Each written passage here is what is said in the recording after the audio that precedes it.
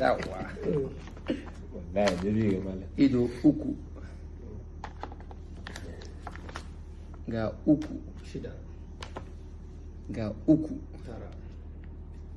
kaga ido nawa ke tara ido tara to ina da ido tara kuma za a gani kuma wai mutum wai sai ya ce maka wai apple iphone tsakanin 11 da 12 wai ba bambanci to in ba bambanci kadai da taka haka kadai da ita ta tsaya a haka in dai ba bambanci wala Allah ya kara annabi daraja kaji sai kuma yanzu shi ke da mun hannanta